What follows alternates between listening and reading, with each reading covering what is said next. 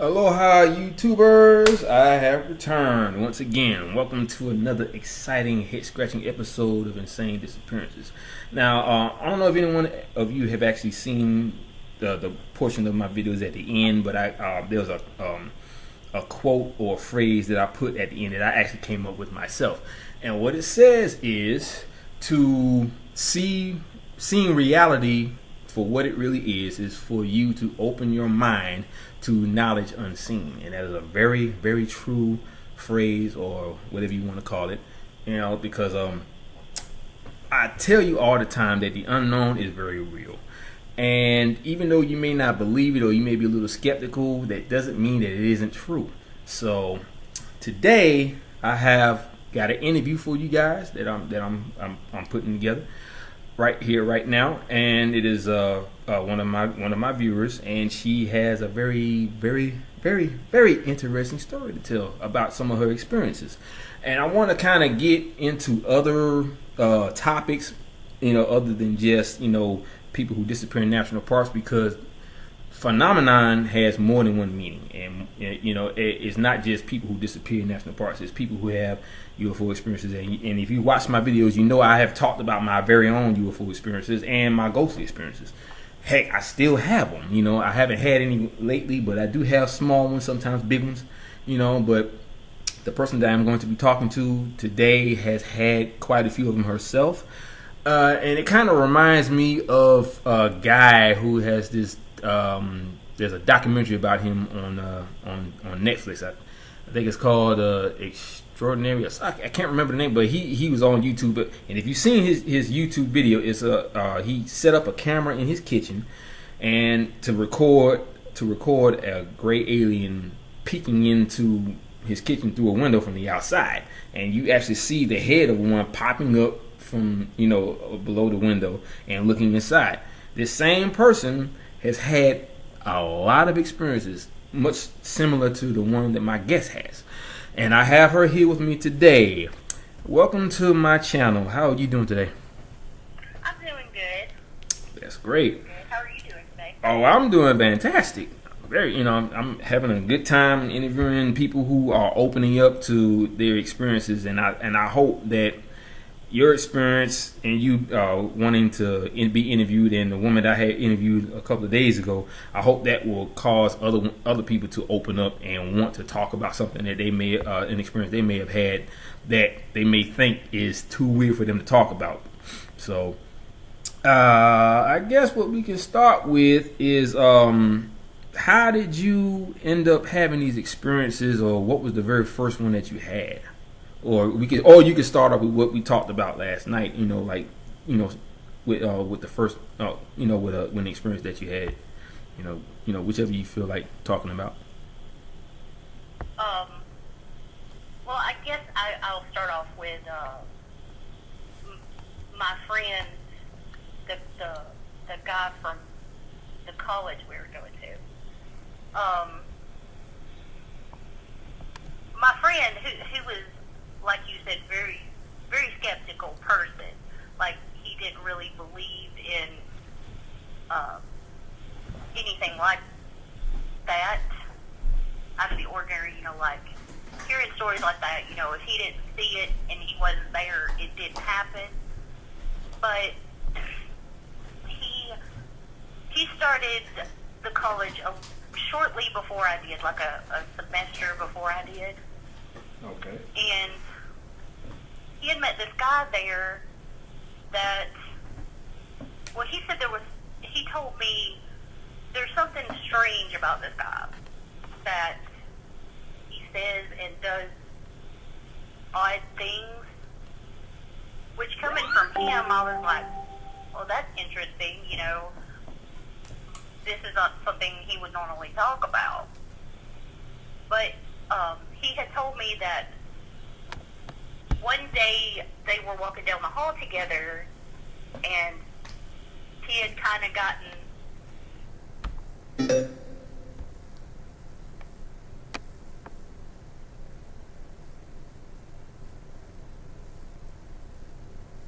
and he was like just a little bit behind him, and when he stepped around that corner, he was nowhere in sight, but there was nowhere for him to go. And then the next thing that he knew, this guy was tapping him on the shoulder, asking him, "What's taking you so long?" Which he couldn't figure out. Okay, how did that happen? That doesn't make sense. Right. How did he get behind me? He was just in front of me. And it was just little things like that, or he would say something like, he said that one day they were standing in front of there were these like large windows where you could see out into the front of the campus. And they were standing in front of the large window. And it was really sunny that day. And they were kind of standing directly in the sunlight, and this guy says to him, "Can we move? I really don't like the sunlight. It burns my skin." And my friend kind of jokingly said, "What are you, a vampire?" And this guy replies with, "By the time you figure out what I am, it'll already be too late." Oh, wow. Yeah, that kind of threw him, And I asked him, like, do you think he was joking? And he said, not by the tone, the way he said it. He was being serious. Wow. And that kind of freaked him out. Plus, he'd already seen him do strange things before. Right. And the date that this particular incident happened, I can tell you the exact date. It was January 5th, 2010. I had just taken and passed the entrance exam into the college. And while we were there, before we left, my friend introduced me to this guy. And when I met him, it's like I immediately knew there was something different about him. It was just a feeling he gave off. And like once I felt that, I couldn't shake that feeling. I tried to talk myself out of it, like you're letting your imagination run away with you because of what he told you about this guy already. Right. But like I couldn't shake that feeling off. Wow. Yeah, that just knowing that he said something like that makes you wonder exactly what he meant by that. I mean, would you care to talk about what you think he meant by that? I mean, like, I'm not entirely 100% sure. Like, he would say and do things, and it's almost like he was trying to give you some sort of hint without telling you anything. He spoke in riddles a lot. Okay. But later that evening, I had stayed at my friend's apartment, and it was around 9 o'clock at night, and they don't allow smoking in his apartment building. So we went out of the apartment building and out to the little smoking area in the parking lot. Right. And my friend's the first one to notice this. He just said, "What was that?" Which I wasn't looking in the direction he was looking in, so I didn't see anything and didn't know what he was talking about. And I asked him, "What did you see?" And he said, "Nothing, never mind, my mind must be playing tricks on me."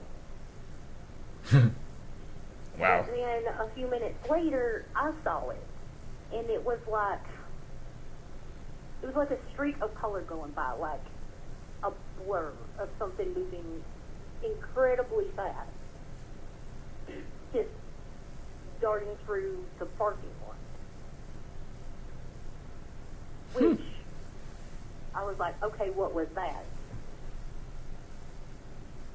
And then I'd sit there and describe to my friend what he had just seen previously that I didn't. And he's like, "That's what I just saw."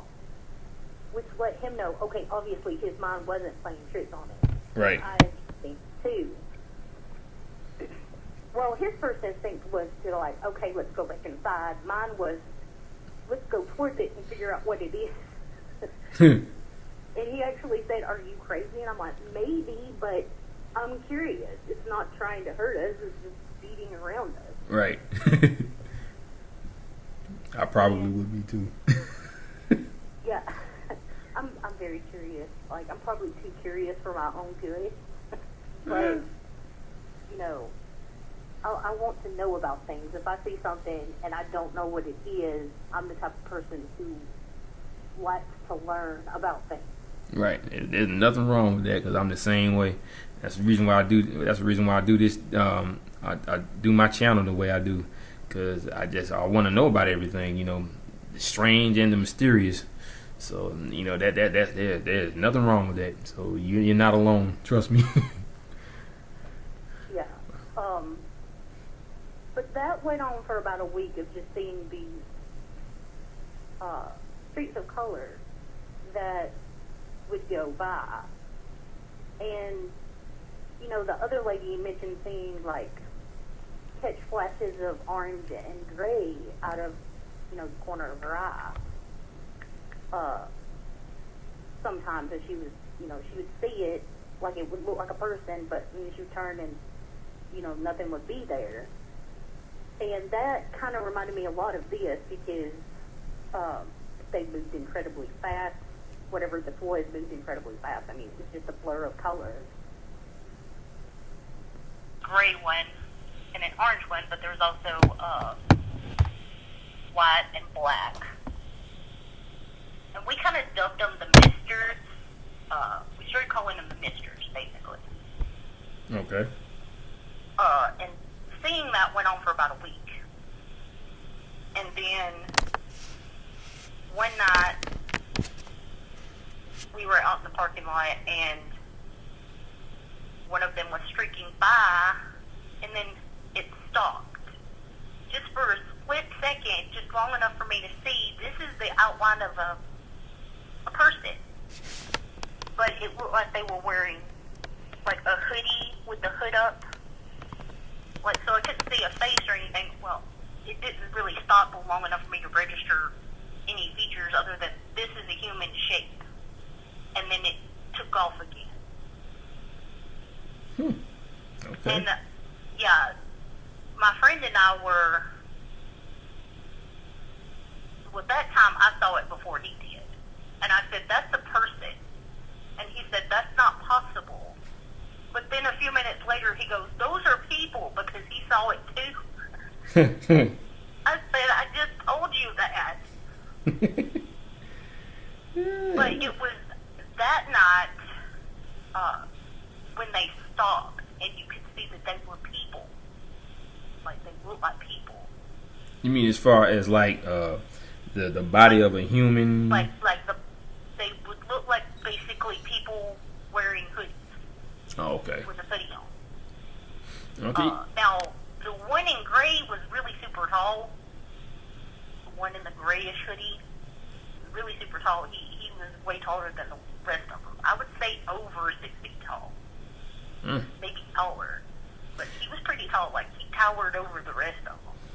Yeah, most beings of that nature, they say that they're very tall, like at least anywhere between almost 7 feet, sometimes 8 feet. You know, so yeah, that definitely sounds pretty familiar to me. I mean, I've heard a lot about that as well. And from like what I was saying last night, they really kind of remind me, as far as what they're wearing, they kind of remind me of the black-eyed children. You know, because I know you told me that they were like about, you know, teenage size, and I heard of a lot of them. They run at the range of like the size of maybe a 10-year-old to like a 15-year-old. But like you say, you never saw their face. So No. yeah, I've never seen their faces. okay. I've never seen their faces, so I don't know what they look like. Other than people wearing hoodies. But right after that happened, right after he realized that, you know, these look like people wearing hoodies, which, you know, your mind is trying to process that. Okay, people can't do that. That they can't move that fast. I mean, they move very, very fast. Like superhuman speed. Wow. It's weird for them to look like humans, but they don't move like humans. That's amazing. No, they not at all.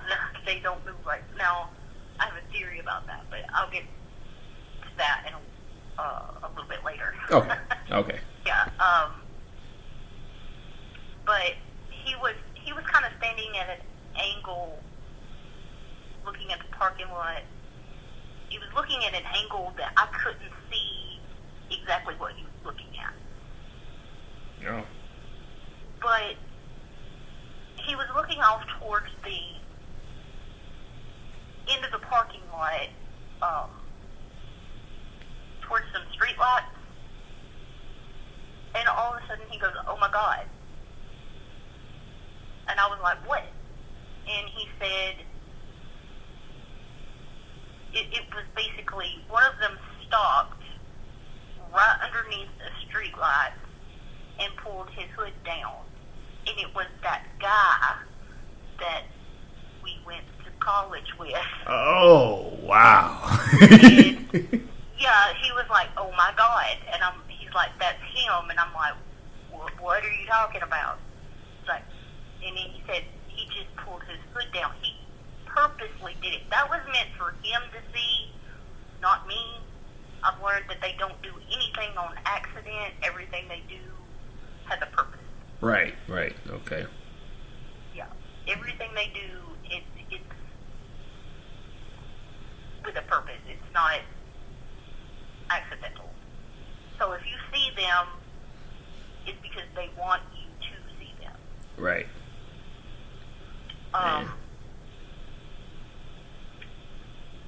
Now, the next day after that night, when we went to school the next day, he confronted him about that. And he told him everything that we had been seeing. And then he told him, "It was you. Pull this hoodie down. It was you." And his response to that was something that I wouldn't consider a normal response. Which, to me, if somebody had come up to me and said, "Oh, this is happening, and it was you," I would have probably responded with, "Okay, you've lost your mind." Wow. But he actually said, "No, I don't think it was me. I was at a friend's house last night. I don't think it was me." Wow. Well, was he around people when he said that, or were they by themselves? I'm not sure. I wasn't with him when he confronted him about it. Okay. So I'm not sure if there were other people around, or he pulled him to the side somewhere. Because I would think that would be the reason why he did that. If he wanted to show himself to him, just to let him know who or what he was. You know, even though he only showed his face, he still doesn't know exactly what he is, which is exactly why he said what he said. You know, so he's just giving him bits and pieces of information, but yet at the same time, he basically just flat out lied, saying that it wasn't him. So I would imagine he had to been in public, you know, around too many people, or maybe they was in an area where they wanted a lot of people, and you know, and they might have been talking kind of low, or he didn't want anyone to be alarmed at what he was saying, you know. So it's a possibility they might have been around people for him to say it like that, you know, especially if you took it upon yourself to show your face after all the times when you tried to deny that it wasn't you, or they were looking at you funny. You'd be like, okay, what, you know. Yeah. So yeah. I mean, most people you come out with, you know, there's these things zooming around at superhuman speed, and one of them looks like you. Most people will respond with, you know, have you been smoking crack, or you know, something like that. They Been wouldn't there, done say, I don't think it was me. Yeah, I have been there, trust me. Somewhere else last night, you know, that was a little odd. was always doing like little odd things or saying little odd things like that. Wow. Yeah, so obviously he knows something that we don't, and whatever that is, I guess we'll never find out until the day comes for us to find out. Now, what about now? You told me before how you feel like you're a beacon for anything strange. Can you name a couple of things that's strange? Well, yeah, I've always been kind of a magnet for those things that people would consider, I guess, paranormal. Right. Weird, strange. I've seen like ghosts ever since I was a little kid. Like seeing ghosts. I've had experiences with graves. I don't really like them too much. That's probably the only thing I've had experience with that like really scares me is the grave. They're not very friendly. That's what I've been hearing. It's like they don't care. They do whatever they want, and they're not very nice. So they kind of scare me. Yeah, because I've heard about their attitudes, and the fact that I've also gotten the information on what they really are. They're not really what you would call your typical aliens. They're more like bioengineered robots. And they didn't install like emotion into them, so they can do all the things. I was about to say, it's like they don't really have emotion. They're not empathetic at all. They don't really care what they do to you or what pain they're causing you. I don't even think they know what pain is for them to do what they do either. I don't think it's just a matter of the fact that they don't care if they inflict pain on you. I don't think they know what pain is, because I've heard that they have said, this is someone that talked about this on Coast to Coast Internet. He said that they told him that they beat death, and a lot of the characteristics of a human as far as feelings and stuff like that, and like emotion, none of that stuff is present because they didn't install these things into them. So they're just a bunch of mindless drones that they use to do all this stuff, like abduct people and put probes in them and take away their babies and all kinds of stuff. So I think that might be something that a tool that they use in order to get their job done, so they won't have any remorse for them. So they get the job done and send them on their way. So yeah, that is strange. So what are some of the other experiences you've had, in the strange, other than the graves and the right ghosts? Really, just pretty much anything. It's got to the point where anytime I see something that is not supposed to exist, I would just go, okay, sure, why not? Yeah. And what would some of that be, like, as far as what you would think don't exist, or what would you want to say? Well, I have seen what I would call it a werewolf. I think that some people have called it dogman before. Oh, okay. But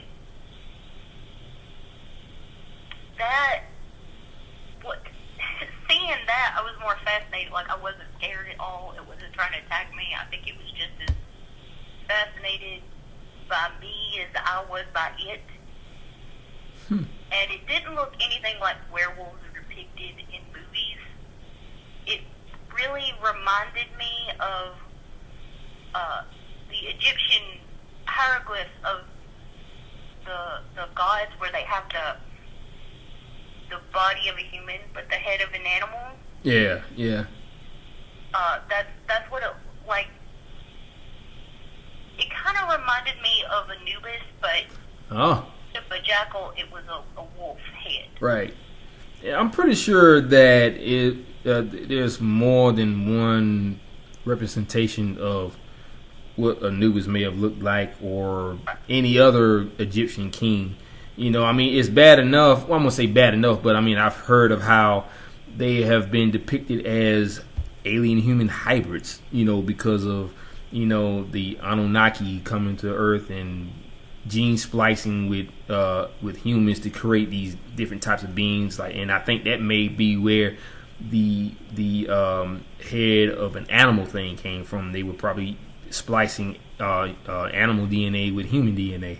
And they had the technology to make sure that it worked in order for them to be born the way they were, Well, so. You would think seeing the head of an animal on the body of a human would look all kinds of weird, Yeah. But somehow it looked perfectly natural. I know that doesn't make sense, but right. It really did. There was it wasn't like somebody wearing a mask or something like that. Right. This was clearly a human body, covered in very fine, short fur, like I said, like Anubis. The way he's depicted, right, with the black body with the head of a jackal. Except instead of a jackal, the wolf head. That was the hairiest thing on it was its head. Wow. That is crazy. Yeah, because I remember I was telling you before about on the intro to my videos, there's a photo that comes in somewhere in the middle where you see this light brown, upright looking werewolf, dog creature walking in the middle of the street because it was caught on camera by a CCTV camera. I'm not sure exactly what state or what country this happened in because it was just a random photo that was put on the internet.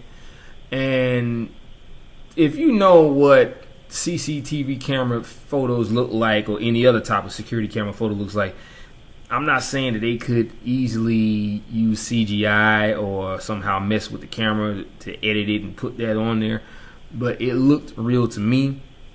And I would consider myself a person that knows when something is fake, because I have been fooled before, so that's how I'm able to kind of just know what's real and what isn't real. So I believe that photo was real, and to hear you say that about seeing a werewolf-like creature or a dogman-like creature, I totally believe that it started because we're talking about creatures who have been talked about for years, like the chupacabra, and everybody has always said that's some sort of a creature from another level or another plane that can somehow slip into our plane from where it comes from, and I think a werewolf can do that as well at will, apparently. So obviously these creatures from these other planes or other realities have the ability to travel through dimensional portals, and the only problem I have with that is the fact that any other type of dimensional portal seems to open up in areas that are very random, yet at the same time, well, I won't say at the same time, but just like with the people that disappear in national parks, they go in and they don't come out. Nobody seems to understand why, but instead of them going from point A to point B, somewhere in the middle, they just vanish off the face of the earth. And I believe that may have a lot to do with it. Now, is someone controlling it? I don't know. But to know that these creatures can slip in and out of their own world to get into ours, I think that it could be a type of ability or a mental type thing maybe that they have that we don't, because I've always talked about how, not so much on my channel, but to myself or to anybody else, that there's a level of mental ability that we all have. We just haven't reached it yet. And I think that they have that ability, even though they're animals. But they always talk about how animals have abilities that we don't have, like dolphins and sharks. They have their echolocation. Well, not sharks, but like dolphins and whales have their echolocation, which they established on their own because they had to find their way through the sea, and they can find their prey by doing that. So all of these things that they can do, I truly believe that they can actually find a way to travel through these portals to get to our world, as well. So that is definitely something that I can believe, because the unknown is real, and it definitely isn't something that you could say that this is not happening. It's humanly impossible. Maybe so, but if it's happening, it's happening. You can't deny it. So, Yeah. Now, there's another thing that the other lady mentioned that is very similar to something that I've experienced. They can make themselves, like, I don't know if it's blending or what, but when they're like that, it's like they're there, but they're not there. And you only really see them when they move, like, even if it's just like a little bit. But it's like I was telling you last night, it kind of reminds me a little bit of, like, that Predator movie. right, where he can cloak himself, in the environment to where he looks like he's not even there. Exactly, because I remember David Paulides was talking about the same thing. Is a friend of his who has a wife who was, I think she was hiking in the woods, and she had a BlackBerry, and when she was in the woods, she happened to see something in the trees, and it looked like, the way she described it was, like you said, it looked like something out of Predator, because it was like it was cloaking itself so it couldn't be seen, but when it moved, everything around it or everything behind it rippled, Yeah, like, that's in one of David Paulides' books.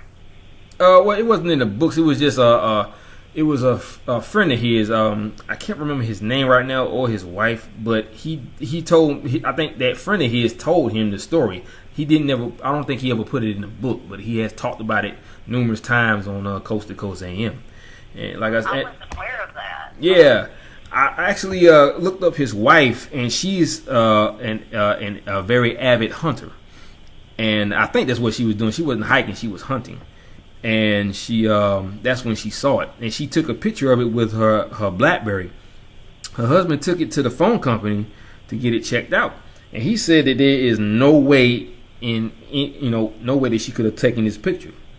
The phone wouldn't allow her to take a picture like that, and because I guess it was sharp and very clear, and it was, I guess, somehow she was able to capture it on her phone, and it's actually on the internet, and I looked it up, and it's really kind of hard to look at as far as knowing what it is, because it has these descriptions of certain parts of that photo on the photo, like at the very, they have like a little line with words on it saying like, this is the hair, this is the back, this is the torso, or this is the head. And I saw these little white streaky lines in the photo that looked like it could be like very fine hairs, but I couldn't make out most of it. But that the picture that she took, and you could see the streak lines of sunlight coming in from the corner of the photo as well, so you could tell it was from outside. So that, obviously, this is something that is very true. If she said it and then you're confirming it as well, that of something that happened to you, so Yeah, and I wasn't even aware that had happened. Like, I hadn't heard that story before. Yeah. But when she mentioned that, I knew exactly what she was talking about. I think she described it as looking at something through water, like it was very distorted.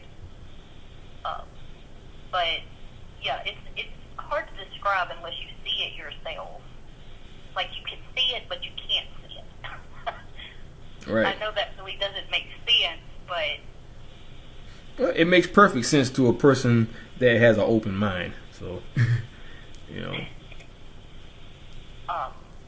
But yeah, they're still around. Like, I still see them every once in a while, but only when they want me to. Right.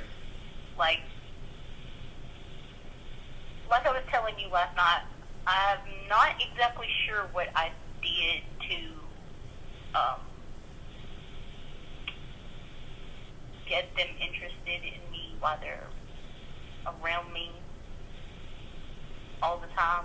I'm not exactly sure why, but something I did. Maybe it was the fact that somehow I knew he was different.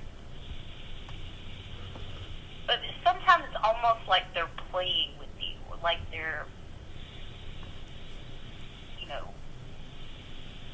just playing with you.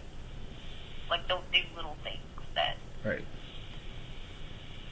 like they're saying, yeah, I'm still here. Yes. And they're gone again. Yeah, I guess kind of like making themselves known to you, letting you know that you're still there. And it's just like what the last person I interviewed, she pretty much went through the same thing. She didn't say she experienced that, but from what she told me, that's basically what they were doing, because the fact that she went through what she went through, and it was like, it just seemed like that's what they were doing. They were testing her, and just rearranging the environment to see how well she can get out of there. It was almost like she was in some kind of a maze, and they were seeing if she can just get out of that environment on her own, because she has told me that she has gotten lost in the woods quite a few times.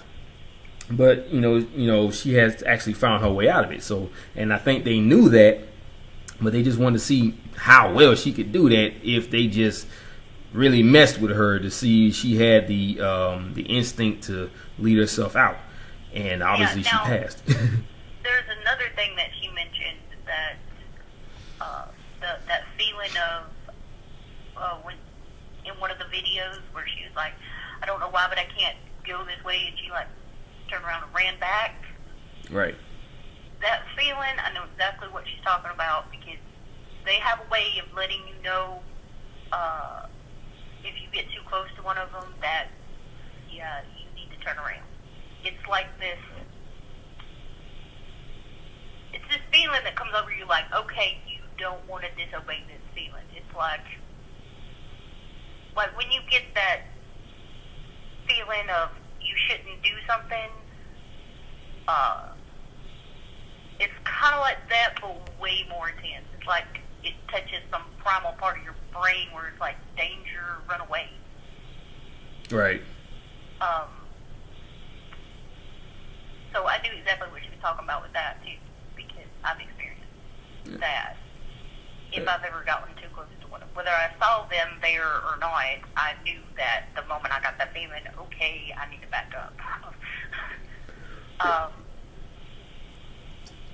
I had told my friend about that feeling, but I don't think he ever really got it until he experienced it himself.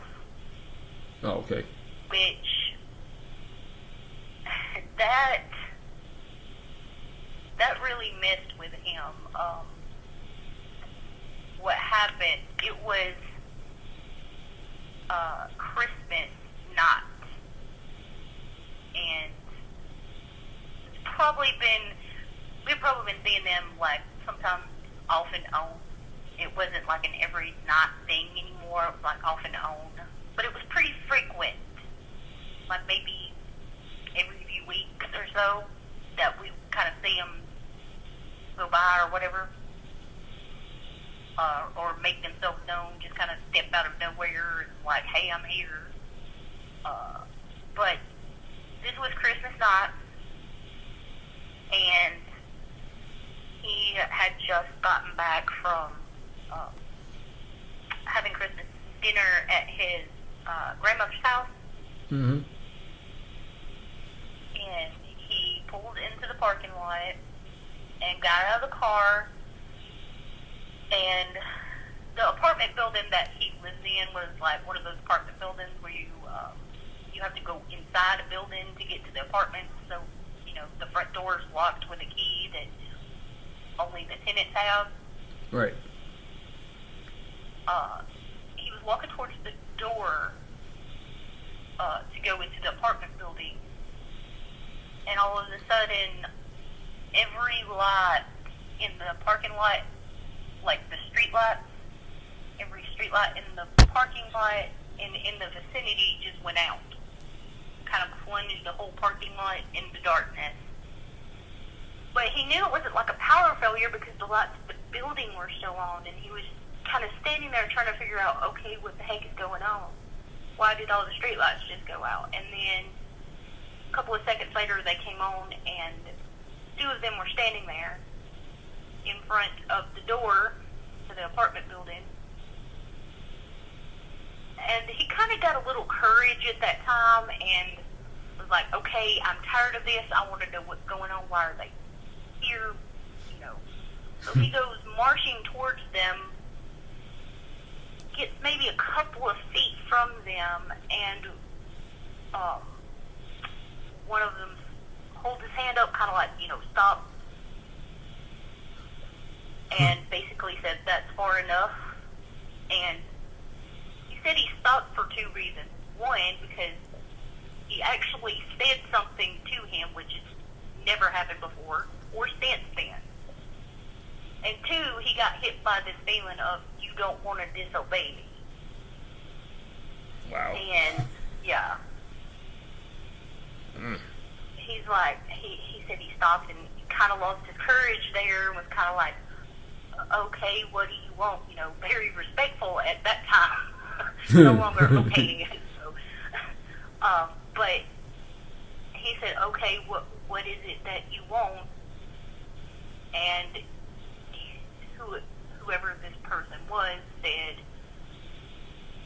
you two are smarter than you give yourselves credit for. And in the spirit of Christmas, we're going to give you a gift. One of your theories is correct. Merry Christmas. And then they were gone. Wow. Yeah. So, what do you think that theory was that he already knew? I'm pretty sure I've figured out that they're interdimensional beings. That was one of the theories that we had. Yeah. And I don't think they're actually moving as fast as they appear to be. I think that they appear to be moving that fast because they're moving outside of our, I guess you would say, timeline. Right. They're What? moving, yeah. Yeah, because if you think about, because I remember I was watching an episode of How the Universe Works, and they were talking about if you move away from the Earth at the speed of light, the Earth is still spinning on its axis at a regular pace. So Right. even though you're moving at the speed of light and it's still moving, everything is still the same and nothing changes. And you're moving away from time itself. I guess, and I'm guessing in deep space there's no such thing as time, but it only exists here on Earth. So if you move Right. away from it, you are not a part of that. I wouldn't even know what to call it. I guess a part of time itself. Right. 'Cause- I think they're kind of moving outside of time. Right. And that's why they appear to be moving so fast. I don't think they're actually moving as fast as it appears they're moving. Right. Now you talking about that that I have talking about moving outside of time. There have been two incidences where I've had missing time, where I had no idea where I was or what I was doing. Oh. Now, and both times I've had somebody else with me that experienced this as well.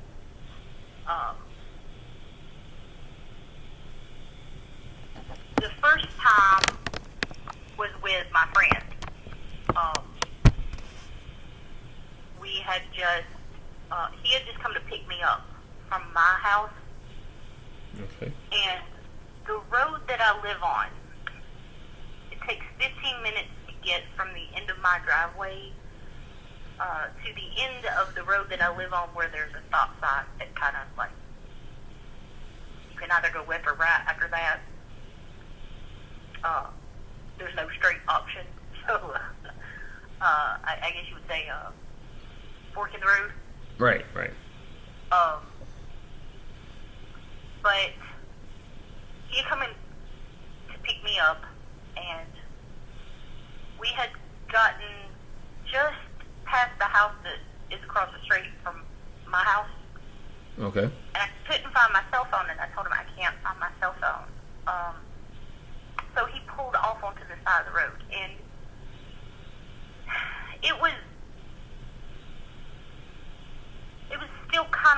like it was pretty light outside. It was getting a little bit dark, like that dusty sort of dark, but it was still pretty light outside, so you could see really well without headlights. But he was going to turn around because I thought I had left my cell phone back at the house, but there was a car coming, so we had to sit there on the side of the road for a moment. But while we were waiting on the car to go by, so he could pull back onto the road, I found my cell phone in my purse, like at the bottom of my purse. And I told him, I said, "Oh, it's okay, I found it. We can go on." So he waited for the car to pass, and then we pulled back onto the road behind this car, and we started going up a hill that's maybe just right down the road from my house, going up this hill. And then blank until the next thing we both know is it's completely dark outside. We're pulling up to the ends of the road where the stop sign is at, and it's 2 hours later. Wow. And people had noticed we weren't where we were supposed to be, I guess. We were supposed to be going back to his apartment, and right. He lived with his elderly aunt. He helped to take care of her. Okay. And she had been trying to call him because it doesn't take that long to get from where I live to where he lives. And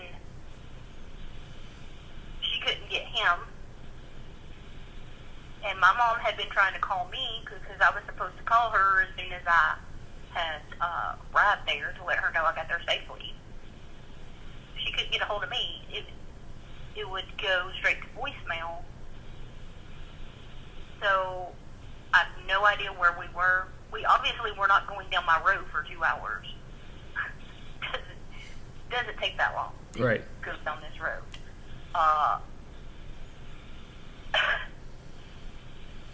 And of course, both my mom and his aunt wanted to know, where have you been? What took you so?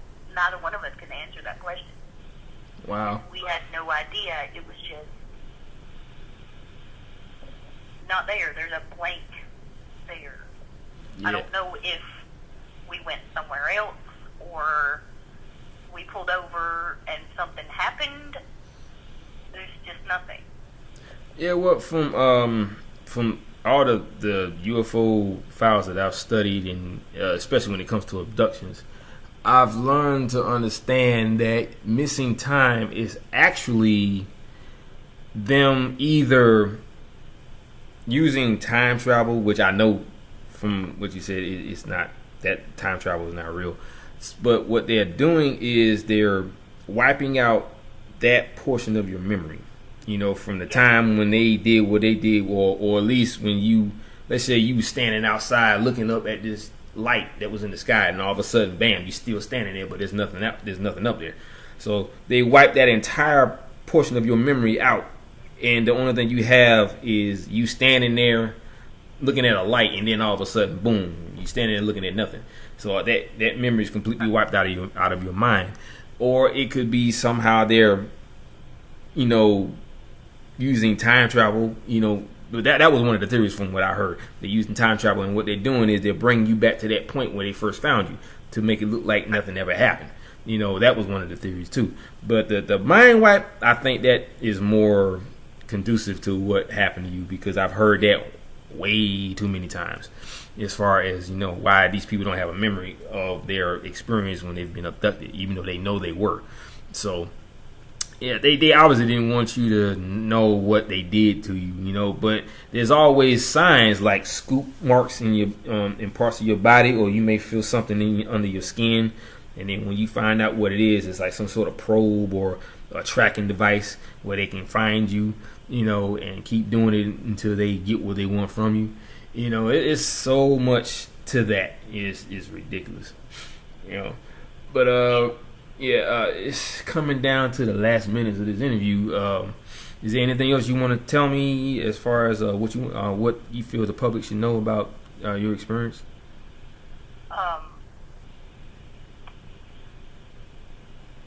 Just that there's a lot more to this world than what we think we know. The world's a big place. Yeah. And I don't think we're ever going to know everything that is here. But there are things here that aren't supposed to be here, like we've always been told weren't here. But they are. I've seen them. I know there's got to be other people out there who experiences things like this, and maybe they're afraid to come forward. Right. Yeah. But yeah, like they're afraid of being like ridiculed, or they don't want to speak out. But maybe it's time. Oh, it's definitely time. Because watching the other lady kind of gave me the courage to say, okay, someone else has had experiences similar to this, and this is something I kept to myself for 7 years. 2010. That's a long time. Yes, it is. To keep something like that to yourself. Yeah.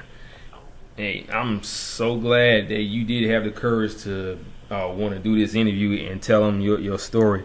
And I hope that all of my viewers are thinking the same exact thing from the coming from the interview I did a couple of days ago, and hope that will open up a lot more minds, let alone open up people to where they can talk about it and not feel like people are going to think you're crazy, because if they don't understand it, if they haven't had the experience, of course they're going to think you're crazy, because people fear what they don't understand. And if you have an open mind, I'm sorry. I actually, you actually kind of question your own sanity when something like that happens. Exactly. But yeah. Yeah, and I tell everybody on my channel, your eyes will never lie to you. So whatever you saw, you actually saw it. It may not be something you can understand or explain, but you did see it. So there's, like you said, there's so much about this planet we don't know about, and I've said that myself. And it's just a matter of time before the truth comes out, and it won't be coming from the government. It will be coming from people who actually are having these experiences, and they're just tired of the secrecy, and they're tired of all of the lies and the cover-ups. Somebody has to have the courage enough to say it. And when she did what she did, and telling the Park Service that, okay, first of all, you're not going to have my phone if you don't have a warrant. And she hasn't heard from him since. Yet she still gets calls from him. And they said they want them to call him back within 48 hours.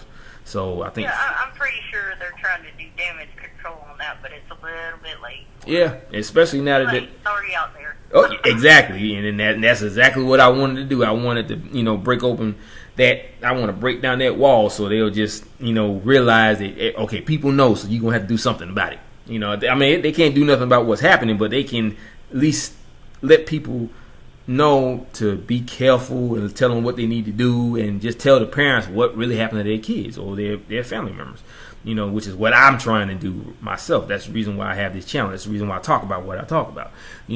With some people, I'm actually a little bit lenient because they're still going through a lot with what happened to their family members. So I don't want to put their case in that category about them disappearing into a wormhole and going to another dimension or whatever comes along with that. I just want to get the word out there about what happened to them, as far as what is on the news and what's in the newspaper or what's on the internet. I don't want to take it to that level just yet, unless there is empirical truth about what really happened to them.